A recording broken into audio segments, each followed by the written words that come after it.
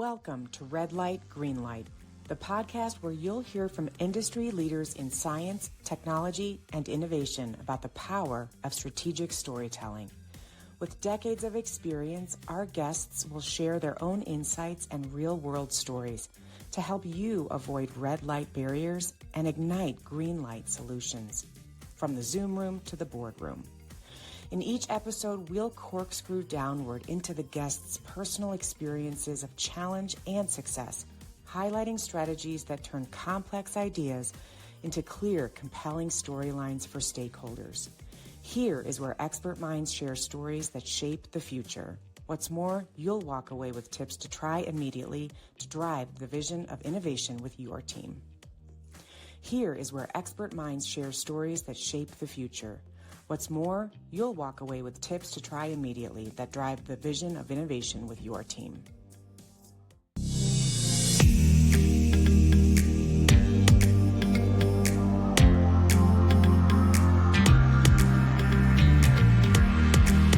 Hi, everybody, and welcome to the next episode of Red Light, Green Light. I am your host, Cindy Skalicky, and I'm bringing to you yet another great guest, Eve Bridge, who is the Senior IT Product Portfolio Manager at Keysight Technologies. Eve, welcome to the show. Thanks for having me, Cindy. I'm looking forward to today. Me too. Well, listeners, we always bring to you a really exciting leader in science, technology, pharma, or innovation who's, seen a thing or two, done a thing or two in his or her field. And we want to bring them in, kind of capture them in the corner, if you will, and have them spill, right?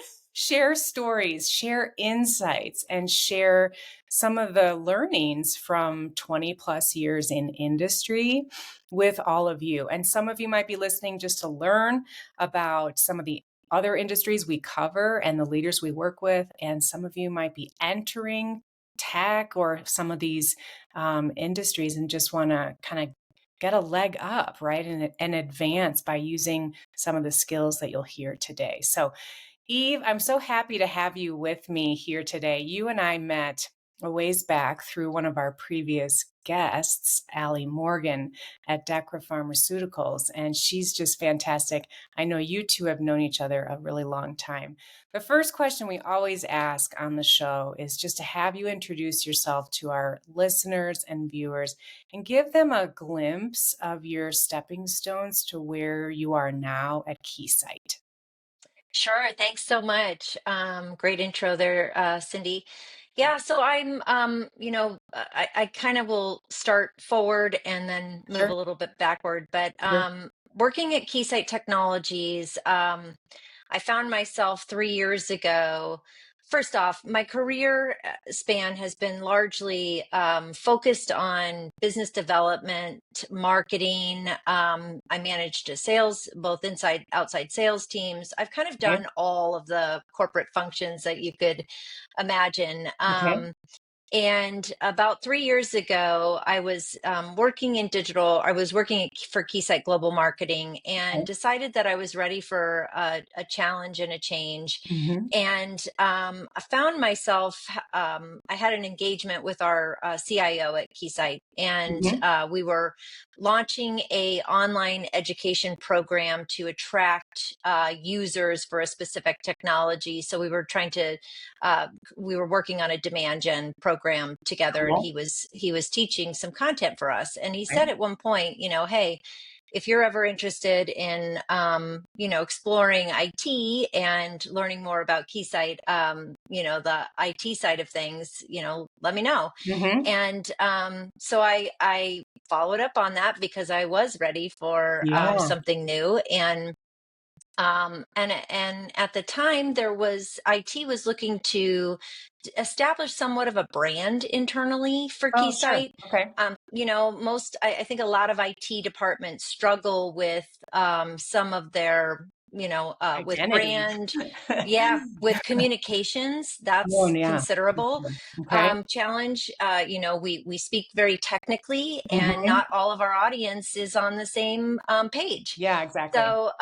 So I joined the IT department to help drive a better alignment with the business stakeholders. So that's our internal Keysight employees who are Sure. our customers. So in Okay. my product Got it. management world, my customers are Keysight stakeholders, Okay. and and and it just really naturally kind of evolved for me to I learned as I was busy learning as much as possible about the IT product portfolio, which is pretty significant on my side Mhm. of the IT uh, technical tower, Yep. while also bringing my experience with communications, with Sure. being able to engage with stakeholders, understand their problems, get them to talk about their problems so that Yep. we can ensure that the products within the IT portfolio are meeting their needs. Okay. And So, that's where I'm at now. wait, I got a question. Hold on. I have like several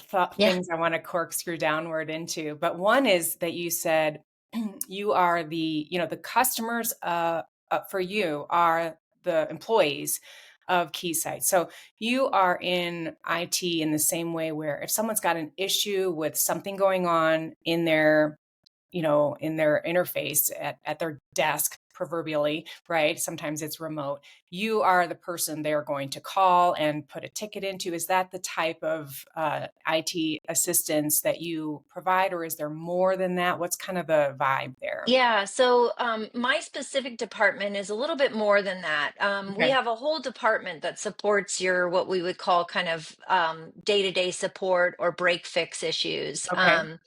Where my team gets involved is when there's more complex project work that needs to get done. Mm, So we work and I specifically work on the infrastructure and operations side. So okay. we are responsible for putting in your network and connectivity at the various sites and locations that we operate around the world. We also are responsible for the storage and compute footprint. So when we have R&D teams and product teams that are creating software products, they need to have strategic infrastructure footprints that are either cloud-based or physical, and we help them kind of scope that and architect those solutions. So we're the infrastructure that allows That makes everybody to be sense. able to do their business. So it's not like so if you had like a neighborhood, you're not helping just the house, you're repiping the entire neighborhood with systems and complex ways to up level the way things are done. So you're the entire city, if you will. Yes. Does that Yeah. Yeah. make Yeah. sense? Is that Yeah. It's correct? great. It's a lot of fun. Yeah, fantastic. Okay. One thing that you said caught my attention as well, which was the person who said to you, you know, if you're ready for something new, dot, dot, dot, right? And I think that there's a couple things happening there. One is I love the sentence starter the person used on you. I would call that a Hmm. hook and a really Hmm. strong sentence starter, which is one of our ninja moves. Sentence starters really matter. And it did hook you. And Hmm. importantly, you did follow up and it, kind of put a light bulb in your brain about, hey, I think I am willing and interested right now into moving into something different. Can you put a finger on anything specific, Eve, that this person might have seen in you that made him say that? Or was it just because of your circumstance that you knew each other? What do you think prompted that? I think a couple of things prompted that. One is I'm just a generally curious person, Mhm. which I think has been, a pretty steady theme throughout my whole career. I've never Mhm. been somebody that was intimidated to learn about new spaces. Mhm. And which is why I've had so much experience over the course of my career in learning about the different functions. And Right. the way my mind works is I just feel like I need to have some working knowledge of Mhm. different areas to I want to know the big picture, and I want to Mhm. know how the puzzle pieces fit Yes. together.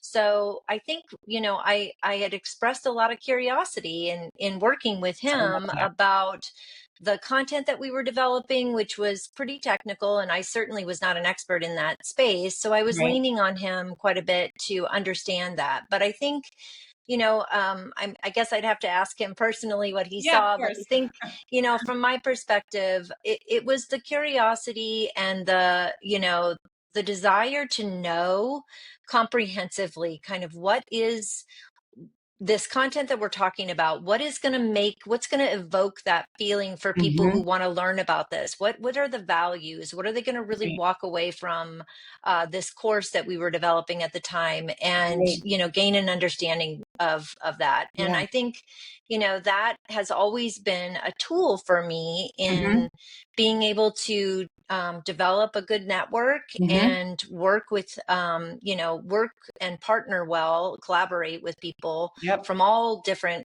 departments and Right. functions, just because I express interest and I Yeah. genuinely Yeah. am curious about how they function.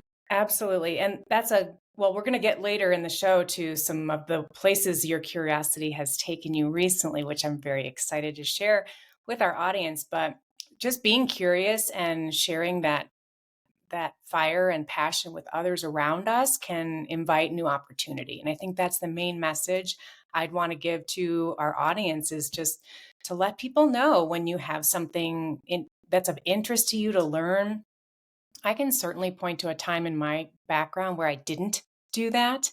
And I was sorry that I hadn't spoken up about things in a particular position that, I held early on in my career. That I wish I'd have sort of waved my hand a little bit and said, I'd really like to learn about that or do something over there in the next 3 to 6 months. Is there a way that you could expose me to that, or at least be aware of that as one of my interests and goals? And I'm sure that at the time, I just felt like I was where I was, and that's what I was going to do until Hmm. they decided it was time for me to move on, right? So we want to Right, kind of right. grab the bull by the horns. Okay, so I'm going to take a tiny tangent because of what you just said, and then I want to ask you about like your initial thoughts, like when you first realized you became like this problem solver. But first, you said to me, the way that my brain works is like wanting to know all the puzzle pieces and how they all fit together.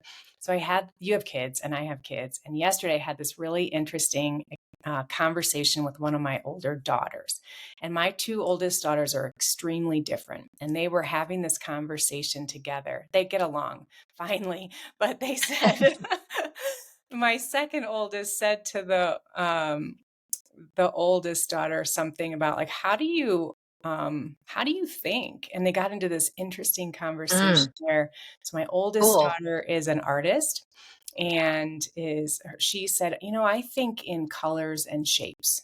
So they talked about a bridge. Ironically, they talked about a bridge, Eve Bridge. And she said, when I see a bridge, my oldest daughter, who's an artist, said, I see colors and shapes. And Mm, my second daughter, who's a physicist and math major, said, oh, that's so interesting. I don't see that at all. I see the cables and the physics problems and the mm, force that keeps the bridge up. And that's how I see the world. And I just found that to be so fascinating and a great question. Like, how do you see the world? And you and I see the world pretty similarly. I see messages as yes. puzzles, puzzle pieces, gears that need to be, kind of Hmm. tightened and wound. And you see puzzle pieces too. So can you think back, Eve, to anything early in your life that kind of showed you that you were just naturally good at this? I think a couple of things. Being a strong reader is Interesting. one of those sort of foundational pieces or foundational tools in the chest. Why? If Why is you're a, that? if Yeah, you're an if you're a competent reader, you yeah. can do anything. You can teach yourself anything. You Oh my can gosh, learn anything with love it. patience and with, so I think that that's been part of it, is just the ability to and I really do consume tons of information, Mhm. Okay. What through type of reading do you reading. like to do? Like nonfiction, fiction, how-to books? What do you like? Yeah, I like a lot of fiction because, especially with working Sure. so much, and I like that. That's a release for me, or that's Escape. a Right. escape. Yeah. Yes. And I feel like that kind of turns on some creative things for me Mhm. that are important. Yeah. So I like a lot of fiction. But I do like to, I think over the pandemic, I kind of went, so much was happening in the podcast space, right? Yep. So I would plug my AirPods in and take long walks, and there was such good content out there. Mhm. And, I was learning about everything from, you know, uh, ideas on, I mean, you name it. There was a Yeah. podcast out there for everything. So I felt like I was learning a lot of things at that point auditorially. And Mhm. so that was another channel, and that was less fiction. That was not fiction at all. That was a lot of like how to Mhm. topics. Sure. I was focused a lot on how to improve my writing, Mhm. listening to writers talk about, kind of deconstruct their Nice. process. Yeah. So that was helpful. But I think the other thing, in addition to being a strong reader, is I've been blessed, and I've certainly taken advantage of opportunities to learn about like critical thinking and Okay. deconstructing problems. Okay. So there's been, I've had the I've had the ability to take some courses. In fact, I Yep. just finished a course. I don't know that if we've talked about this a little bit, but Yeah. earlier in the year, I took a virtual course that was about 6 hours Okay. through a organization called the Product Talk Academy. Okay. It's a woman named Teresa Torres. Okay. She's really fantastic in her space. Product management is her focus, but this course that we took was about myself and two of my colleagues took continuous discovery, the product management journey. So it's Okay. all about interviewing your stakeholders Oh, and your yes. customers to get them to really think about what problem they are trying to solve, and not just what problem they're trying to solve, but what are the outcomes that they're trying to drive. And Okay. there were some really interesting uh, approaches and strategy to doing Oh, this, I and how bet. you can get people to talk about things in a way that helps you deconstruct that problem. Yeah, it sounds like a really surgical approach to customer Hmm. discovery, product ideation, iteration, and that whole, prototype to um, oh, what's the you have a prototype or you have like a beta test that you can Yes. run, Hmm. right, with the actual product that you've started to create some kind of an N of one. That must have been Yeah. really interesting. Well, that's a great segue. We can keep going on the product talk idea for a second, but let's kind of move into the lights system that we always talk about here on Red Light, Green Light, where, audience members, if you're new to our episodes, we talk about red lights and green lights in a specific way related to persuading stakeholders you want to receive buy-in from. So, for example, let's imagine that Eve is standing in front of a room full of stakeholders and she's bringing to them a proposition of some kind and she wants them to accept it and say yes. We argue that, or we posit, we being me, I put on the table that to her audience, Eve is like a red blinking light of risk to them because they don't understand fully yet what she wants to bring to them, whether they should accept what she's bringing, what it will do for them, and what the Hmm. value is. And so, what we do here at On Point is help speakers in science, tech, communications. We help them get audiences from the red light of risk to the green light of go and hitting yes on that request for buy-in. So sounds like you learned a lot about how your product users' minds work, how they see problems, and this probably helps you position things for them later when you need to bring the proposition for buy-in. Is that accurate?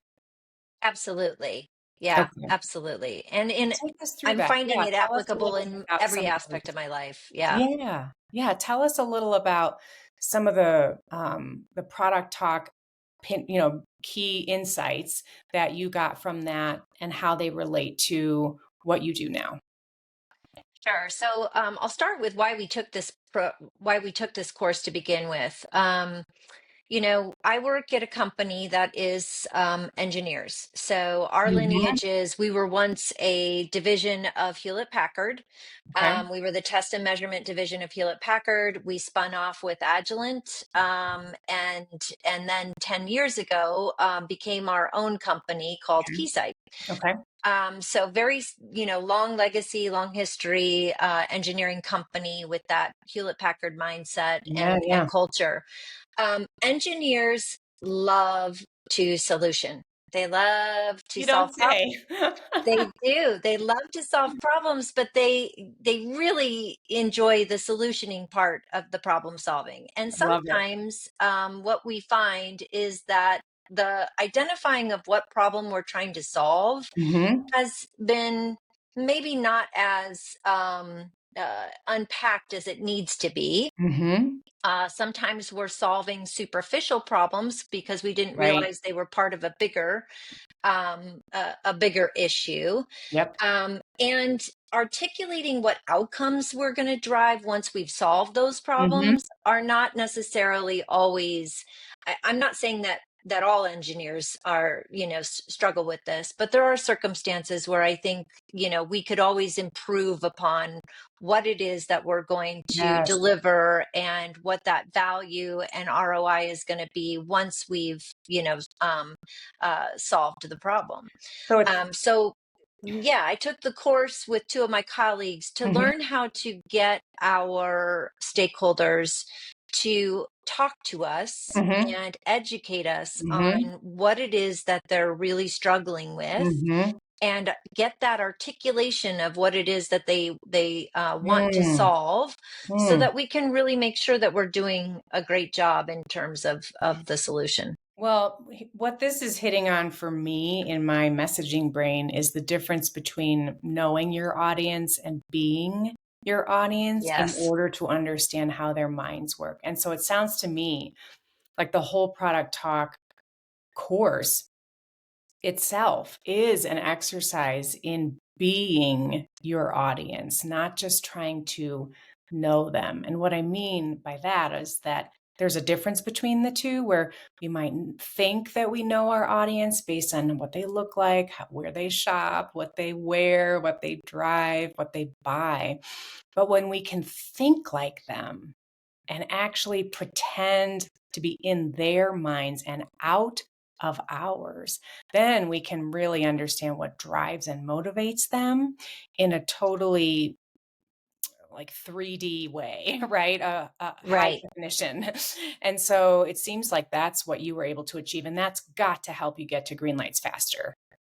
Definitely. Another kind of, the course was also really amazing from providing a structure for how Okay. you unpack a problem. Ooh, And cool. that to me was really, really helpful because we in IT are a cost center. So we don't have unlimited budget to solve every Mhm. problem out there. And we have Mhm. to prioritize what projects we can take on. Mhm. And a lot of that is based on the ROI and the Mhm. outcomes that we're going to deliver for the business. Mhm. So this gave us a whole scaffolding, if you will, of how Cool. to unpack a problem, get your stakeholders to talk about it, and then present those problems in a way that shows you very clearly what you should be working on next. Wow. And and what those solutions are going to ultimately drive. So I found that to be really, really helpful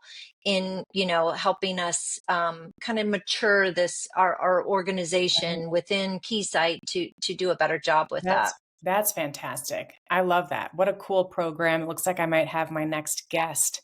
The creator of that program should probably come on and we would have a fantastic conversation. So She's I love fantastic. that. I love that. So Eve, let's wrap this portion up just by, Mhm. can you hit us with a few kind of red light thoughts when it comes to presentations? I think we've gathered a good amount, but if you can hit a few, what are some red lights for presenters who are engineers trying to communicate IT and science or data? What are some blocks that they just tend to hit Sure. with presentations? Yeah, what I see a lot is, I mean, communicating technical information is tricky.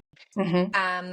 And we've had a front seat for this because often we have to communicate out some pretty sophisticated things Yeah. to 28,000 people, and not all of them are very technical. Right. And so I think it's really important to what I've learned and what I've experienced on the red light side is Hmm. the technical information needs to be distilled and delivered in a way that it resonates with the listener. Yeah. So, one of my favorite quotes from somebody, from Kim Scott, who created the Radical Candor Right. program. Yep. She says, "A successful communication is not measured at the speaker's mouth; it is measured at the listener's ear." So, Yes. when Yes. I think about that a lot when I'm creating communication, and especially when I'm having Right. communication, it is, how are you creating this messaging that's going to land and Yeah. deliver for different audiences? So Yes. I think kind of the one takeaway for us is that I just really work with my team on making sure that we focus on ensuring that we understand that audience and how they're going to receive this message. Yep. And we vet that with people. And if they Oh, don't so understand key. it, we go back to the drawing board and work on that until it Yes. makes sense. Yes, and there's two words that are sticking out to me. One is distill, which is so critical to be able to just get rid of, cut the fat of the message, get rid Mhm. of it and distill it down and then vet it. If you don't Mhm. vet your message, how do you have any assurance that it's going to hit and stick the landing, right? And so you're on the right track in so many ways just by doing those two things alone. So that's fantastic. Well, yeah, distilling, providing, getting that clarity, getting the feedback, and then going back to the drawing board if you have to, and knowing that that's valuable. A lot of people don't do that. They don't. Right. They probably think they ought to, but what's the first thing they think? It's a waste of time. I don't have time. And it's like, you don't have Mhm. time not to, because you're going to confuse people without this clarity that's not there yet. And you're wasting more people's time. Because if you waste 12 people, 30 minutes for 12 people, that's 6 hours of time you've just wasted. Absolutely. Right. And so we don't want to do that. And we need to be, um, solid enough of leaders to know when we need to stop and go back. So that's great insight. Eve, let's transition to Mhm. some of that curiosity you mentioned earlier in the show and tell us about something new that you're baking that has to do with a curious thread that you've been pulling on. It has to do with Yeah. Thank you. bridge I work One of the things solution. that I've been working on and thinking about is our emerging workforce today. Mhm. Um, and you mentioned I've got children, you've got children. I Some of this comes from my own experience, some of it comes as a manager, a hiring manager, a mentor to to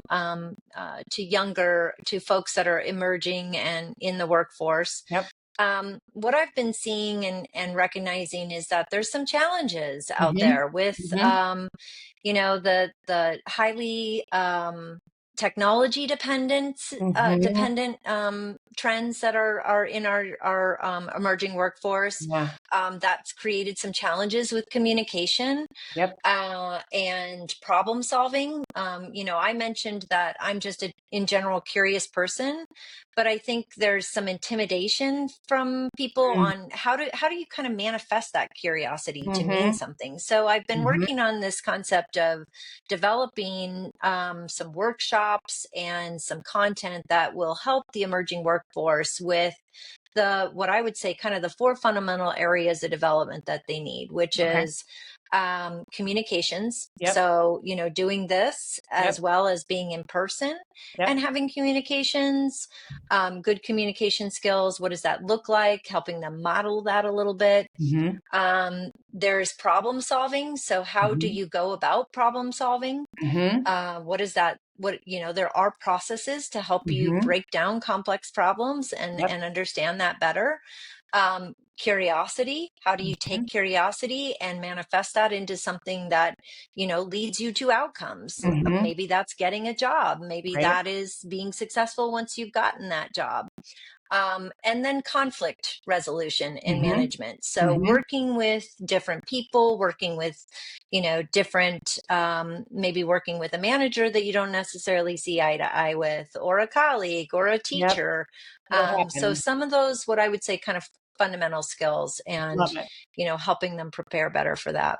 That's so great, Eve. And as you know, I'm all behind this completely because of the work that we do with clients in general and teams with relation to or in relationship to conflict, communication skills. It's getting harder, in my opinion, as well. Just watching some of the younger workforce come in and seeing folks who aren't used to being in person, who are, um, not of our generation where the cell Mhm. phones weren't in our hands all the time because we didn't have them. And just it's noisy. It's so noisy out there, and Yes. there's a lot to learn. And the main seed that you're growing and that I try to grow too is around confidence, because with confidence in these areas, there's no limit to what people can do with a good dose of curiosity on top of that. So that's fantastic. What kind of feedback are you hearing and getting, and where are you in the process of trying to figure out the program itself? Yep. So I'm right now I'm in the process of conducting kind of a listening tour Mhm. with some of our with different contacts in my network Mhm. within the education system, Sure. with talking to folks that are actually in this emerging workforce, Mhm. vetting some ideas with them. What are you talking to them? What are you struggling with? Where are Right. your blocks? Right. Right. And parents, Yep. and professors and employers. Yep. So I'm kind of looking at, I would say, like 360 degrees of feedback Mhm. on this. Have a framework for the content that I think, that uh, I've got a solid idea of what the fundamentals are, and I'm building the content. And then my plan is to work with some local educators Right. to spend some time in the classroom Yep. helping students. I'm kind of targeting 16 to 18-year-olds right now that I see Okay. as kind of a hot spot Yep. of help, and then we'll see where it goes. Yeah. Well, I would imagine that what you're doing, as I'm putting kind of two puzzle pieces together, for lack of a better term, the product talk. You're kind of doing the product talk process with your own new idea in a sense, and that's what Mm-hmm. makes innovators so good at coming up with so many ideas. Is they've done it once, they understand the process, they see a problem or an opportunity, and then they want to put it through the grinder to see what comes out the other end, right? To Right. see if it's going to make something awesome. So I love what you're working on, Eve. And I know that if there's anyone listening who would like to share insights or would like to jump on a call, you'd be open to doing that for sure, and learning Absolutely. from them. So how can people reach you if they want to come and knock on your door, your virtual door? So I'm just getting some things buttoned up here as far as my business plan Mhm. going. But you can certainly share my contact information, Cindy, if anybody Sure. reaches out to you by email would probably be my preference. I'm Okay. on LinkedIn. You're Okay. welcome to reach out to me if anybody is a listener and wants to private message me there. Sure. And I'll be sharing updates Yeah. as far as that goes out there as well as And things come you're at together. um, Evelyn Bridge, though, on LinkedIn, right? Evelyn, yep, Yes. Evelyn Bridge on So LinkedIn. Yep. awesome. Fantastic. Yeah. Okay, I have two closing questions Yeah. for you before you run. Number one is looking forward, and number two is one to look back. So, looking forward, can you share with us just what you're seeing in your industry in general when it comes to the work you're doing at Keysight and IT, and what is on the horizon in the next 12 months or so that you think is going to become kind of the next big thing to think about, or what's the pulse you've got on your industry right now? Yeah, I think from an industry perspective, I mean, we continue to see things move at the speed of light. Yep. Technology, especially, things are just change is the new norm, Yep. and fast change.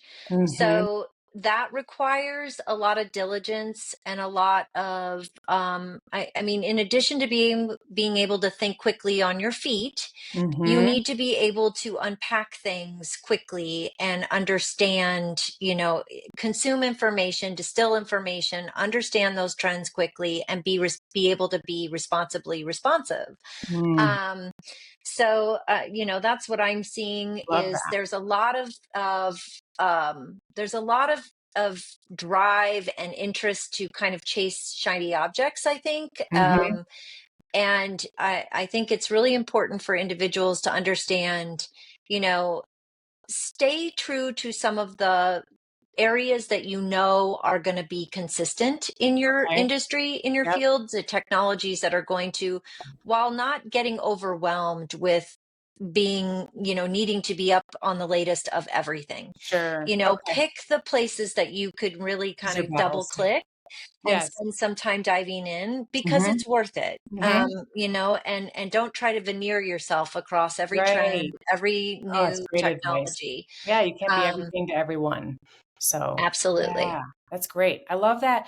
I love that you delineated between change and fast change because I think that really rang true for me, knowing what is out there in the industries that we have our toes in. And you're so right. It's fast change, and that requires a different set of skills and communications and decision making. So, thanks for Mhm. highlighting that. My last question is there anyone in your life, your personal or professional, who has had a real impact on your trajectory that you would kind of name and give a wave to of sorts? A Yeah. leader. Go ahead. Definitely. I mean, Cindy, working with you has been fantastic. So I'd Oh, say that, thanks.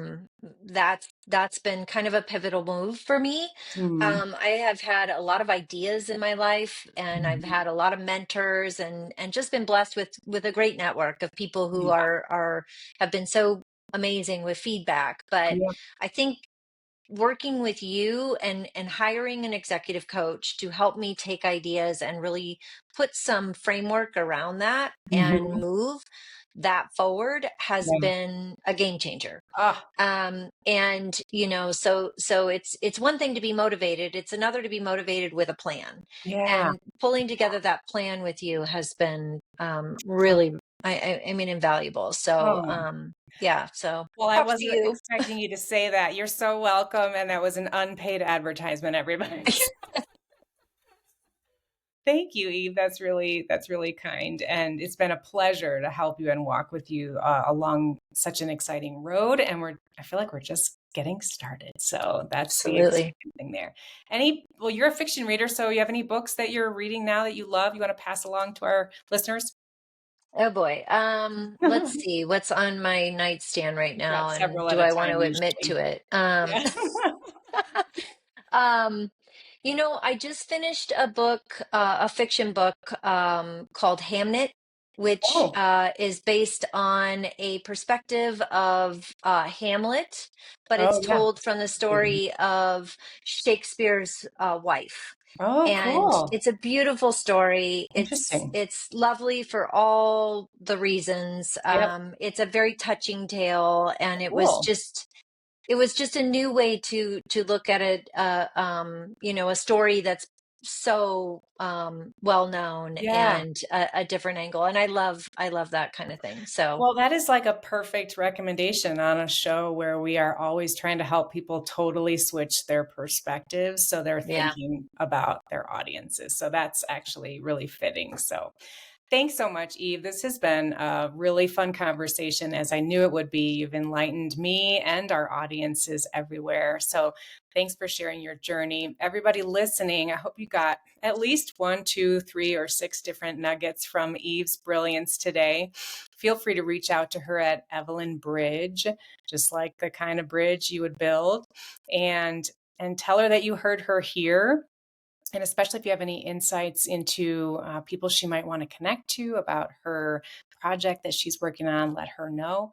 Come back next week. We are all about bringing to you leaders in science, technology, pharma, and innovation who have droves of years of experience so that you can learn from them, and we will corkscrew down into their stories. Thanks so much for listening, for watching, and we will see you next week. Until then, get out there, see who you can move from the red light of risk to the green light of go. Bye-bye, everybody.